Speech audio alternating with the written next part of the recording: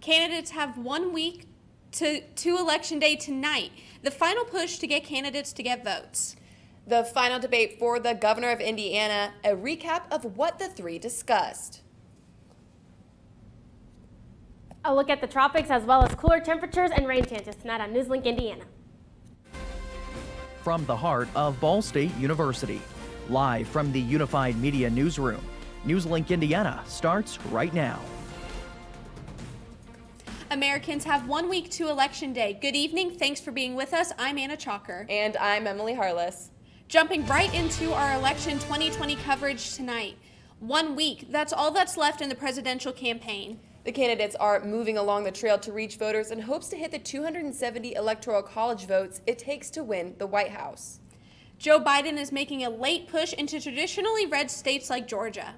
Warm Springs is a good place to talk about hope and healing. While his running mate Kamala Harris travels to Texas, two states President Trump won in 2016. Meanwhile, President Trump is counting on Republican voters to keep red states reliable as he moves across the Midwest, hoping to once again topple the blue wall. Political operatives believe that path runs through the same 6 states: Arizona, Michigan, North Carolina, Wisconsin, Pennsylvania, and Florida. Here in Indiana, the 3 candidates for Indiana governor met for their last televised debate tonight. Candidates spoke on the state's COVID-19 response, internet access, the legalization of marijuana, vaccines, and more. Each topic tied back to one thing: the Hoosier State's economy. The jobs are there. The jobs are coming. The key for the next decade is to skill up our workforce, to connect with you. Our goal is to move more have-nots currently into the have category by economically empowering them. What we need to do is reinvigorate the small business community and the family farms in Indiana to ensure that Hoosier jobs are created by Hoosier businesses. We've got to do a lot more in education. We've got to do a lot more in economic development. We've got to bring a new breed of 21st century companies to the state of Indiana and not depend on the old approaches that just aren't working anymore. And that's what we're going to do in a Myers-Lawson administration. To go back and watch the full debate, go to indianadebatecommission.com. The Democratic candidate for Indiana Attorney General Jonathan Weissenfeld is calling on the state to legalize marijuana. It says doing so would reduce the state's prison and jail populations and generate millions of dollars for public education. Weissenfeld also believes regulated marijuana sales to adults would help the state recover economically from the coronavirus pandemic. He noted that neighboring Illinois and Michigan have already legalized recreational use of marijuana, while neighboring Ohio permits medical marijuana use. Weissenfeld faces former U.S. Representative Todd Rokita in the November election. And Indiana receives federal approval to continue its Healthy Indiana plan for 10 more years. The medical savings account enrolls more than 572,000 low-income adult Hoosiers. The program allows members to be active participants in their health care coverage. In 2018, members made more than 545,000 visits for preventative services and mammograms, and vaccinations are at record highs. The program is funded by Medicaid. Now to your coronavirus headlines. Cases at Ball State are rising. 10 new positive COVID-19 cases have been reported according to the university's dashboard. 2 of those cases are from students through BSU's partnership with IU Health. A total of 7 more tests were conducted on both students and employees. 7 more student cases and 1 employee case are from sources outside of IU Health. A total of 1,124 cases have been confirmed since the dashboard launched on August 17th. 49 of those cases are active. 1,075 of the cases are now considered to be recoveries. A recent survey by Pew Research Center wanting to know if people thought bringing back students on campus during the pandemic was a good idea, and people were split, with roughly half saying it was a good idea and the other half saying it was not a good idea. The divide was pretty much down party lines. Researchers wanted to know if the split was connected to people's views on in-person learning versus online learning.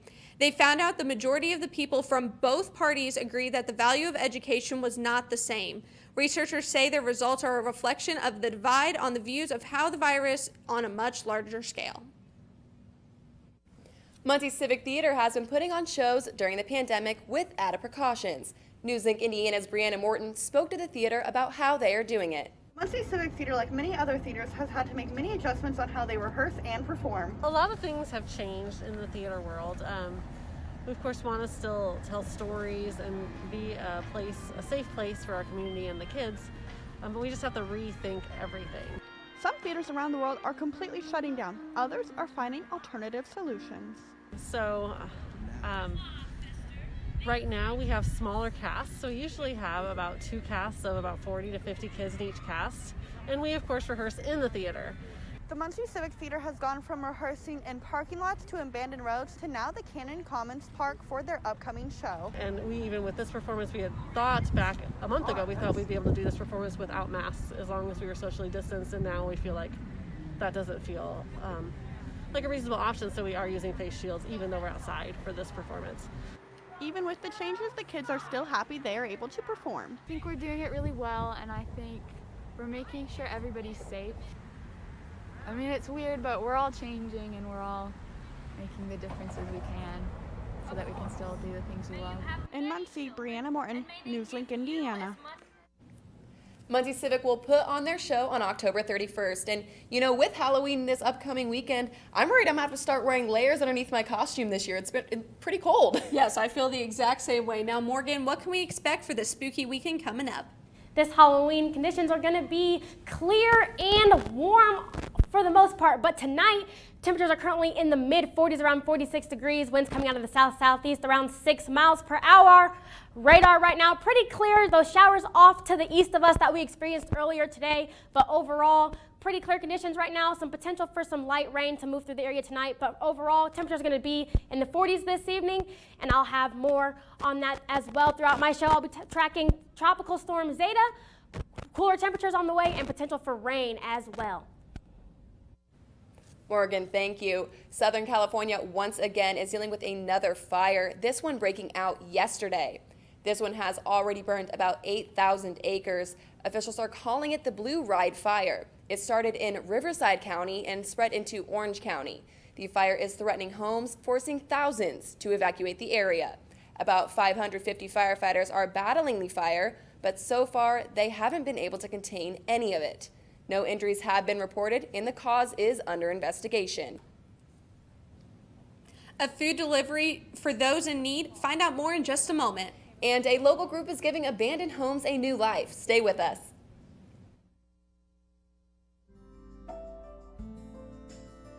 Riding the bus is an easy thing to do.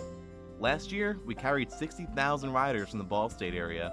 50,000 of those were students.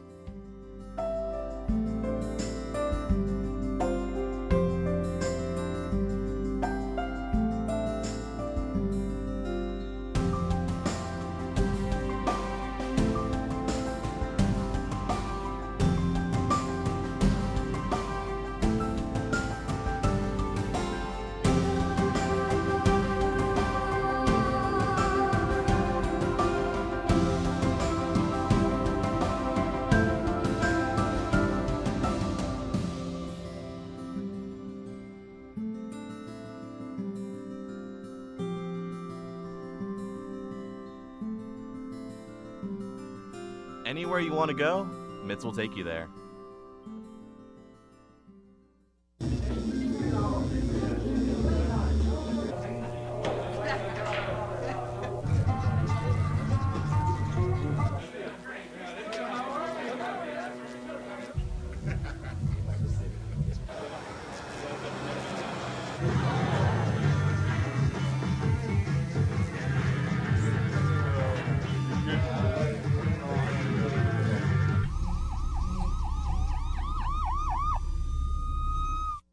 So, I just moved in with his family, and it's embarrassing.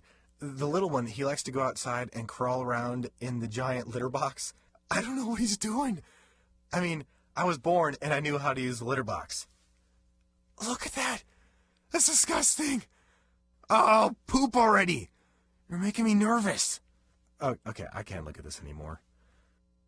I really hope he grows out of this, for his sake. Welcome back to NewsLink Indiana. Trader Joe's is recalling some packaged fish that could cause problems for people with some allergies.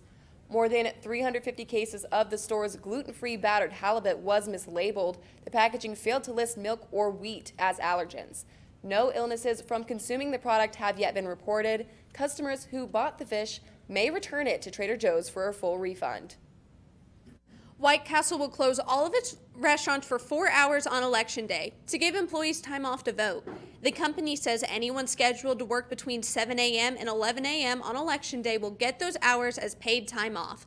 This goes for all restaurant, office, and manufacturing employees in the company. White Castle officials say they are encouraging all employees to exercise their right to vote. Company leaders say this will continue on elections, and the only day of the year the restaurant closes is Christmas Day. And giving back to the community is something a lot of people like to do. NewsLink Indiana's Libby Klemeyer tells us how one person helps her community. Clifton Wallace Park, where a low-income neighborhood is located, and once a week, a food distribution comes to deliver food to their families. I asked a volunteer to explain a little bit more about it. So this food distribution that is here is actually a ministry of the Commonwealth Church. It's been doing this distribution since about, the beginning of COVID. There's a couple from the church, Steve and Jan Jones, and they've been doing this faithfully. The food distribution is every Tuesday from 1:30 to 2:30, unless they run out of food, which has happened the past couple weeks. But where's all this food coming from? Here is actually sponsored from Second Harvest. So they go up to Second Harvest warehouse. They'll bring the van that's loaded up there. They'll bring the van here and distribute the food. We arrived about an hour before it was supposed to begin, and there are already cars in line to make sure they got their food. Susan makes sure she gets to talk to about every person because she says she may be their only source of hope. One of the most rewarding things is to see people that we've helped, and then when they get to a situation where they no longer need the help, they're actually turning around and paying it forward. And that's what makes it all worthwhile. In Muncie, Libby Klemeyer, NewsLink, Indiana. And more in community news, Muncie has plenty of abandoned homes. NewsLink Indiana's Tucker White tells how a local nonprofit organization has set out to rehabilitate some of them. Well, there's no shortage, unfortunately, of vacant, foreclosed, or abandoned houses here in the city of Muncie. I know we're well over 3,000 just here in city limits. Jason Haney, the president of Eco Rehab, believes these abandoned houses are the result of an unfortunate combination that has happened in Muncie. Men and women that have addiction issues, and then now they're battling unemployment on top of that, and you end up with what we see here. You see homes going back to the banks, the city's taking them. Eco Rehab has made it their goal to rehabilitate homes and save neighborhoods. We really try to take on ones that are in a very visible area, that when they are rehabbed, they bring new life to a neighborhood and to an area. New life in a home, which they then sell to active community members, such as Brian Carlis, who's lived in his eco home for 2 years. Eco Rehab has given me an affordable place to live where I can work off of a lower income and still be able to make my bills and my payments and feel secure in a home, as well as be able to do stuff within the community. Brian believes rehabilitating one home can do wonders for a neighborhood. That alone, you could see other houses starting to care about how their properties looked. Eco Rehab has made sure to limit their environmental footprint. It was really intentional for them to keep as much of the house framework as they could, as opposed to throwing it away in landfills. This environment first approach is something Brian appreciates about his home. The eco-friendly part of Eco Rehab is such an important aspect to keep at rehab projects. In Muncie, Tucker White, NewsLink, Indiana. Amazon says it's adding 100,000 seasonal jobs to help with the expected surge of orders during the holiday season. The wave of new hires comes as the company is also promoting 35,000 workers. Amazon expects to see an even bigger increase than in years past because of the pandemic. Some of the jobs include picking, packing, shipping, and delivery. The jobs listed will be both full-time and part-time. And Morgan, with the holiday season coming up, are we going to expect cold weather soon? Yes, temperatures are going to be on the cooler side. I'll be tracking those as well as a look at Tropical Storm Zeta after the break. If I could go back and change it all, I would. I think I'm gonna miss you the most. I'm sorry. I'm so sorry. I'm so sorry. Or maybe it's just the little moments. If I could go back and change it all, if I could go back, I would. But I can't.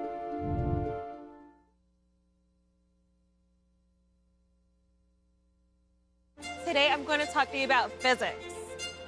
Come on in, girls. Let's go. This is the first rocket to get humans to Mars.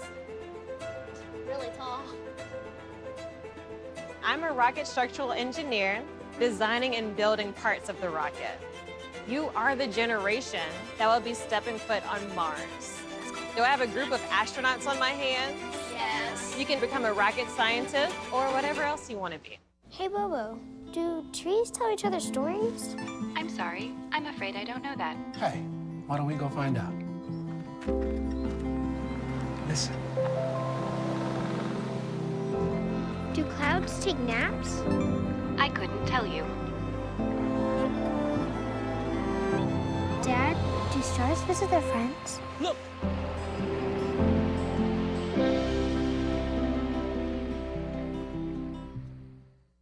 One in 3 adults has pre-diabetes. That means it could be you, your favorite brother, your other brother, you, your football buddy, your football buddy, you, your plumber, Breathe right into your foot. your plumber's masseuse, Yes. you, your dog walker, your cat jogger. With early diagnosis, pre-diabetes can be reversed. Take the risk test at doihaveprediabetes.org. Welcome back. The time is 9:16 and you are getting a live rainy look at campus, and that is what we have been seeing basically all day. Yeah, I was outside earlier and really wish I didn't have to be today. Morgan, is that trend going to continue? Yes, there's actually some rain chances continuing in the forecast, but a look at the tropics briefly, you can see here in the Gulf, conditions are starting to quickly ramp up and develop as Tropical Storm Zeta begins to ramp up in the southeast, bringing rain chances to portions of Mississippi, Louisiana, and Alabama, as well as some cooler air and weather off in Oklahoma, as well as Texas. That's going to start to push in to the Muncie area, creating an overall cooler environment for the majority of the country, with temperatures primarily in the 30s and 40s. Now zooming in regionally, temperatures primarily in the 40s for much of the state. 46 here in Muncie, 41 in Fort Wayne, and 43 in Kokomo. Warmer temperatures for the most part to the south of us, with 48 in Shelbyville and 47 in Bloomington. Radar showing some passing showers moving through the area, which is what contributed to some of that rain we developed earlier in the day, but that's going to continue into the overnight hours, bringing some light rain and patchy drizzle to the area. With that, a look at the overnight hours. By 11 p.m., temperatures are going to drop into the 40s, around 45 degrees by 11 p.m., 44 by 1 a.m., and 42 by 3 a.m. with that light rain continuing to develop. As we time some of that here out on Precision Cast, by 10 p.m., you can see those spotty showers and heavy rain starting to push through the area. But by Wednesday morning, that's going to start to clear out, just leaving some thickening cloud coverage. And then as we continue to move through Wednesday, brief pop of sunshine could be present around 12 p.m. as those clouds start to loosen and move out of the area, but those are going to start to push back in heading into Wednesday evening, creating favorable conditions for some rain to move back into the area as we head into Thursday. You can see by Thursday morning, those showers starting to move back in the area, as well as some heavier rain pushing through, and that's going to start to clear out as we move into Thursday evening. Then, as we take a look at those rain chances, as those start to develop, areas across the state could see over 0.2 to 0.3 inches of rain, and areas to the south of us could even be seeing an inch of rain or more. Now, even though the next couple of days are going to be rainy, Halloween is just 4 days away and conditions are going to be clear and dry. With that, you can see by Saturday and Sunday, temperatures in the 50s, primarily sunny conditions. Overall, a great weekend in store if you want to get that trick-or-treating in or have any other Halloween plans in the forecast. However, tonight, conditions a little dreary, a little cloudy, potential for some spotty showers in the area. Lows tonight in the 40s, still about that 20% chance of rain. Tomorrow, overall, a great sunny day.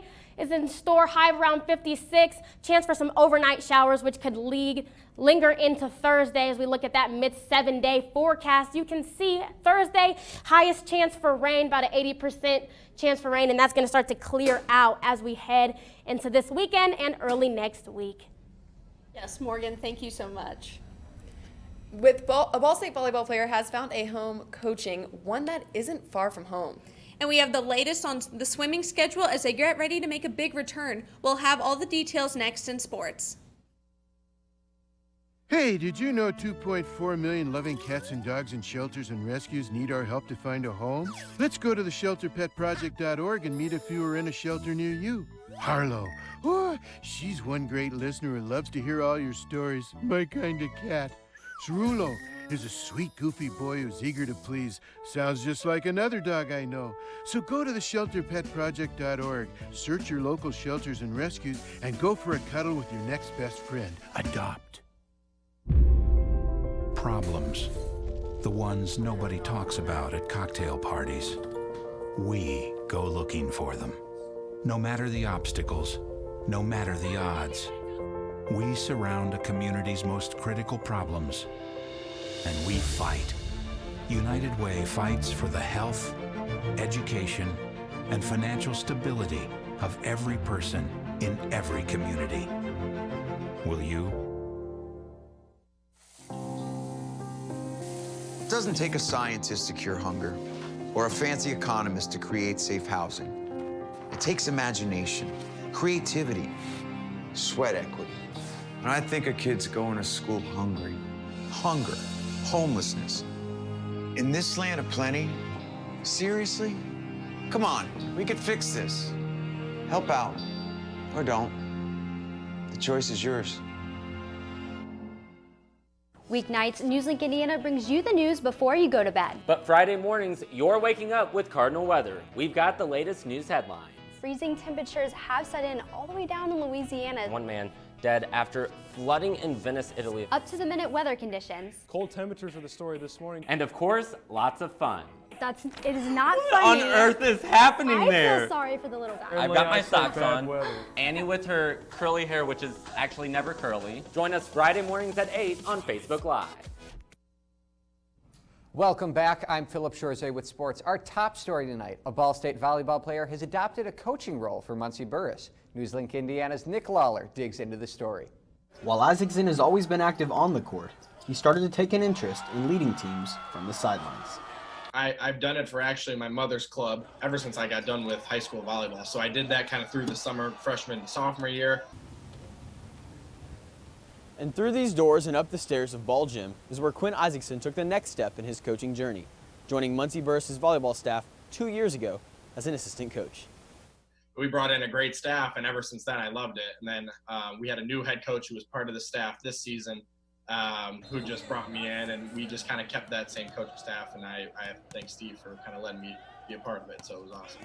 As Isaacson got more involved in coaching, he learned to embrace the difficulties that come with it. You don't get to appreciate it until you're in that role, because you're dealing with 12 to 14 guys or girls that are all different, that all come from different areas, that all get coached different. You got to learn how you can talk to one person, you get to understand how it's not an easy job. With a different role comes a different perspective, something Isaacson believes has improved his game. But it's really it's that off-court, like I said, perspective. It's seeing it not fast-paced. It's seeing it slowed down, a little bit more slowed down than what the game is, and being able to say, okay, this is what went wrong, this is what went right, this is what I would do. Which I hope these girls appreciate what they've done for me, because I get to learn from them, which makes me a better player. As his season looms closer, Isaacson will look to translate that coaching experience into his own play. In Muncie, Nick Lawler, NewsLink, Indiana. We'll have the latest on that season as it develops. And now over to the pool, as the women's swim team is testing the waters after COVID-19 almost sunk their season. The MAC announcing that both women's as well as men's swimming will begin competitions starting November 5th. Even with the delayed start, the Cardinals are pushing themselves to the limit in order to face its competition this season. Junior Lexi McDonald saying she's enthusiastic that the team's gradual improvement will keep them a stroke ahead.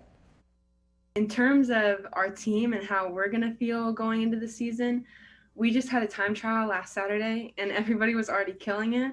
So I'm super excited for our first meet because I feel like we've hit the ground running. and I'm really excited to see what we've got and to beat Eastern Michigan, definitely. For the latest information on the swimming schedule, be sure to follow our Twitter at NLI Sports. And over on the volleyball court, success has continued for area volleyball teams. Cowan, Wapahani, and Yorktown all claimed victory in their regional tournaments this past weekend, and now move on to semi-state. Cowan will face off against Pioneer at Lafayette Jefferson Saturday at 1 o'clock in a game moved from its original Frankfort location. Wapahani will serve up against Fairfield at Huntington North at 4 p.m. Finally, the Yorktown Tigers will try to claw their way to a win against Providence at 6 o'clock at Jennings County. Now, this is the first time since 2012 that 3 Delaware County teams have made it all the way into semi-state. Really impressive work. Yeah, so it's actually really cool, and I think it's cool being from a small town. You feel that love from everyone here, and I know all the girls were super proud of how they worked this season. Yeah, all right, Philip, thank you. A social media site signing people up to vote. We'll tell you the details. And a final check of the weather after the break.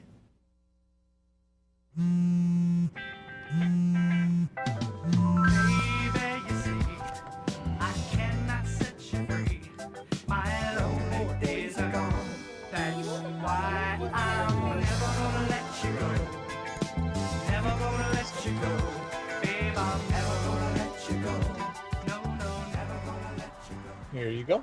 Thank you. Thank you. Thank you.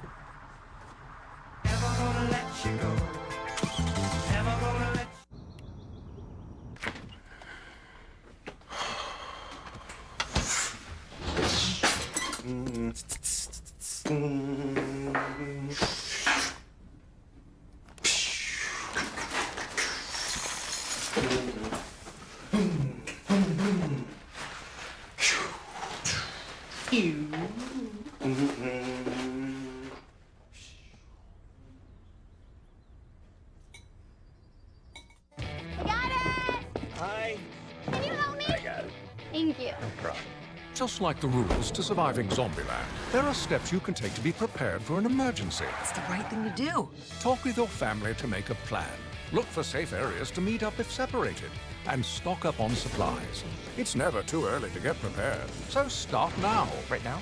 Right now. You can't predict emergencies, but you can be ready. You're welcome, America. Visit ready.gov today to learn more. Jordan knows he shouldn't eat this entire bowl of nachos, but tonight he's earned that right. Because a few hours ago, in the middle of happy hour, he recognized a sign. Not from the gods or a bolt of lightning, but from a double heart, a kissy face, and a fourth ha in ha ha ha. That's when Jordan knew he was buzzed. So when it was time to go, he got a ride home instead of driving. Be a legend like Jordan. Recognize your buzzed warning signs and get a ride home. Buzz driving is drunk driving. With the election just a week away, making sure you get out and vote is more important than ever. And USA Today reports that Facebook signed up a record 4.4 million people to vote. Facebook CEO Mark Zuckerberg touted the achievement in a post on Monday. Zuckerberg wrote, quote, "This year we launched the largest voting information campaign in U.S. history with the goal of helping 4 million people register to vote. Today we hit our goal." And Facebook says it's not over. The numbers could keep growing. Online registration is still open in multiple states, and Facebook is still running notifications.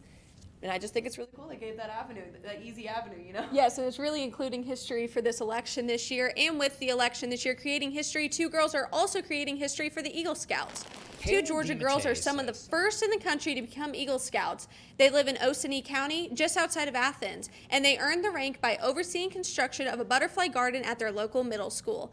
Halen and Betsy have earned more than 24 merit badges, and they will be part of the very first all-girls Eagle class. Eagle Scout is the highest rank in Scouts BSA. They're now on their way to making history. And Morgan, can we please get one final look at that weather? High temperatures over the next 7 days, primarily in the 50s with low temperatures in the 30s. Best chance for rain is on Thursday, but clearing out as we head into the weekend and early next week. Thank you, Morgan. And that's all tonight for NewsLink Indiana. Be sure to join us again tomorrow night at 9, streaming live on the NewsLink Indiana Facebook page. And for news anytime, anywhere, go to ballstatedaily.com. Have a great night.